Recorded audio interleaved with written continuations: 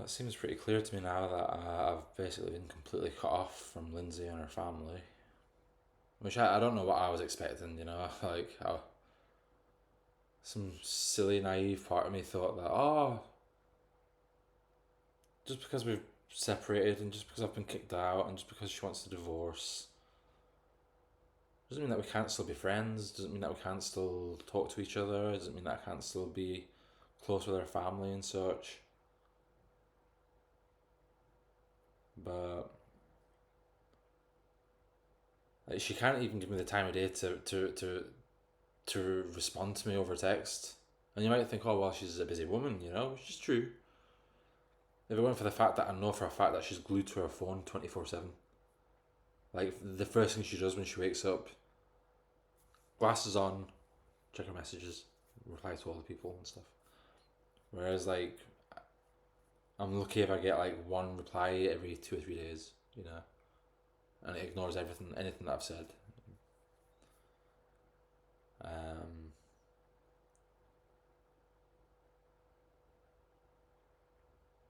I messaged her there to say that I've cancelled Buffy's insurance because I'm paying nearly 50 quid a month for one of my dog's insurances.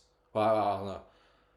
I'm paying nearly £100 a month for both their insurances, but I can't cancel Belle's one because she has like an epileptic condition. So Belle's is like £45 and Buffy's is like £43. So I thought, well, I guess I've got no choice but to cancel Buffy's insurance. And then well, it's funny how when I told her that, she suddenly got back to me straight away. Just a torrent of abuse and saying how I've got money to buy some clothes off Shein. How come I've got money for that, but I don't have money for Buffy's insurance? I'm sorry that like all I had was like one bag of crappy old clothes, every bit of which was bought or reminded me of you and your family. So I bought some cheapo shite off a Chinese website, and because of that, oh no, I've got money for selfish things, but not for my dog.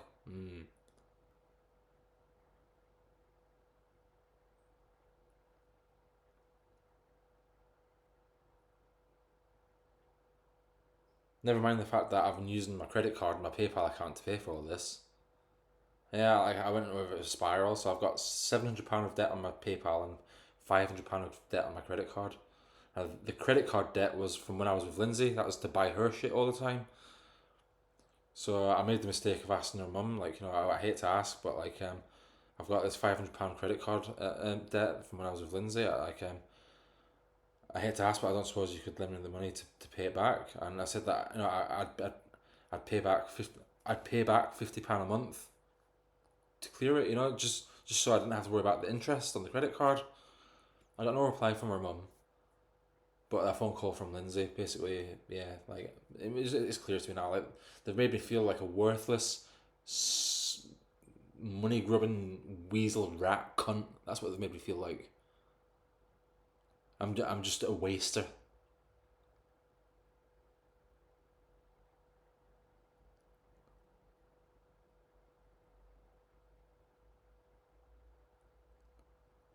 And it's not just Lindsay and her family. It's my brother as well. I've not been borrowing money off him. I wouldn't be stupid. Like my little brother, he's on a low income job, and he's a single father. I appreciate the fact that like he cooks me dinner once in a while. Like that's as much as I'd expect from him. But I messaged him earlier. I was like, because he told me that he's got Lily today, and I was like, 'cause she stays with her grandparents a lot as well. I messaged Robert and I was like, oh, are you in? Is Lily home? I was going to swing by and see you for a wee bit. It was about 10 o'clock this morning. And then he messaged back, he was like, I thought you were coming for dinner. And then he was dead short with me when I mentioned something about a video game, and he was dead short, and he can't help but like telegraph his true thoughts. Like I don't know if it's because like my mum and dad, when it comes to like emotional nuance, are dense as bricks, and he's so used to dealing with them, that he thinks that like he's been subtle or something like that. But it just makes it so painfully clear that like Robert has his little routine. He's got his little life, and he likes the way things were. And it's just clear to me that me choosing to get my temporary accommodation near to my little brother is just like throwing a monkey wrench into the works. He's pissed off. He's unhappy about it. He doesn't want me in his life. I'm just more of a hassle, more of a burden. And it's like, who's left? You know. I mean, shout out to James, my pal James. I've known him since I was like 6 years old. My one friend in the world, and he's a great guy, you know. But he's got his own shit. He's got a degenerative neurological condition, chronic. That's gonna get worse. Is just started a new relationship that's turbulent, and is about to be a father. You know, he's just about to become a dad. And on top of that, he's got a big, massive Rottweiler to take care of. So, and he lives far away. So, he's a great guy. Shout out to James. I love him to bits. But there's only so much that you can really expect. And so that's it. Like, I'm in here in this flat. I can't work. I've got no money. I've got no friends. I've got no family. I've got 2 dogs that I can't afford. But if I get rid of them, I'll probably kill myself. It's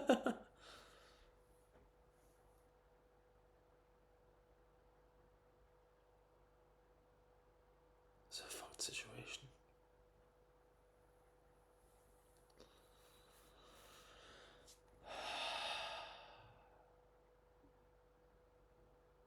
But on the bright side, I've quit smoking. Yep. Well, I'm 4 days in. I've got my nicotine patch on.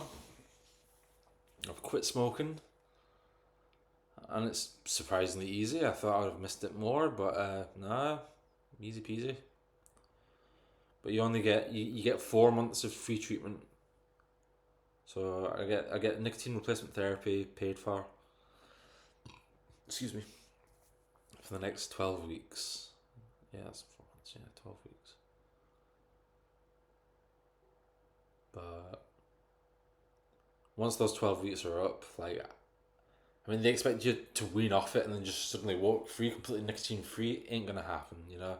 So I'll likely be on nicotine replacement therapy for the foreseeable future, which I've done the math. It's gonna cost about £100 a month.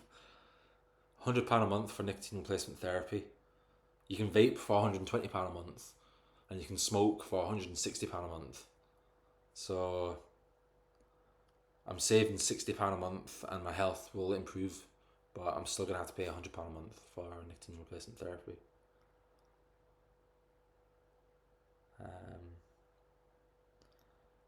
I stupidly joined a gym, thinking like I'll get fit, I'll work on my health, and that'll help my physical symptoms and stuff like that as well as my mental health. You know, it'd improve that.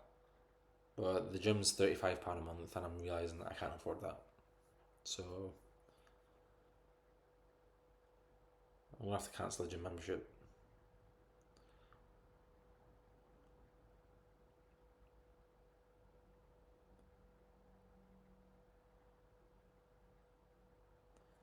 I don't know when the next update will be. I had plans for AI stuff. Like we can have conversations with that AI, and that might be interesting. Upload that, you know.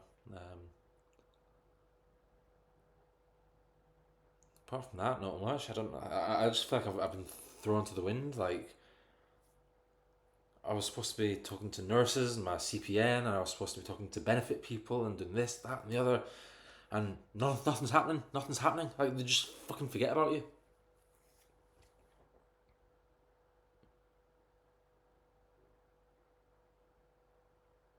I just don't see a future for me. I don't see a future. I can't. I've tried working. That's the thing. You think, oh, he's a lazy bum, you know, like Look at him, he can talk, he's articulate enough, you know, he can move his body, you know, he can get a job. I've fucking tried it. I've tried being a healthcare assistant, I've tried being a support worker, I've tried being a cleaner, I've tried working in a shop, I've tried all of the jobs that are available to me, I've tried. I can't go to university or college because my long-term mental health isn't stable enough. I mean, like, if I'd have to go to, like 4 years of fucking college, then 4 years of university, just so I can get, like, a £26,000 a year office job. It's impossible. Not when you have psychosis every fucking couple of months. Or the slightest bit of stress, you have psychosis. As well as anxiety and depression and fucking intrusive thoughts and fucking emotional dysregulation and fucking confusion, delusions, and... Like, I'll tell you a story. Just happened recently. Robert's my little brother's dryer for his laundry broke down, and so he's been drying clothes in the clothes horse in the kitchen. And so, like, and at the time I was smoking, and I used to smoke out the window. And Robert was like, "Oh, can you smoke out in the hallway while I'm drying the clothes in here? I don't want it to smell." I was like, "Yeah, no worries, no worries." So I went out. It was like one of the first times that I went out. So I went out in the hallway and I was smoking my cigarette. I realised, oh shit, I forgot my ashtray, but I've already sparked up. You know, I don't want to stuff it out and then go back in, get the ashtray, come back out, light it up again, ruin it. You know. And I noticed that my neighbour has an ashtray next to their door. Well, not I say my neighbour, my little brother's neighbour across the hall had an ashtray next to their door. So I thought, oh, so I smoked my cigarette, and I thought, no, I didn't think anything of it. I put one cigarette butt in their ashtray. Didn't think anything of it. I completely forgot about it. Next time I visit Robert, oh yeah, he says to me, were you putting cigarettes in my neighbour's ashtray? I was like, yeah, why? What's going on? He was like, yeah, what she'd done was she dumped the whole ashtray onto his bin bag in protest.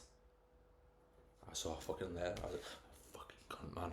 I was gonna walk up, smash the fucking Ring camera off the fucking door, pick up the fucking ashtray, smash off the fucking...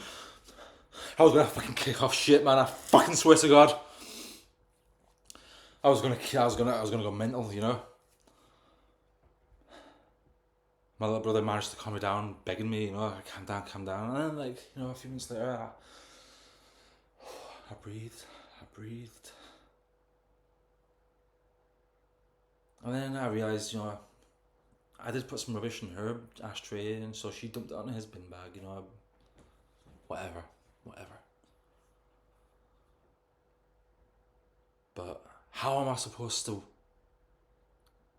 interact with people when I can't deal with them? I can't. I don't know.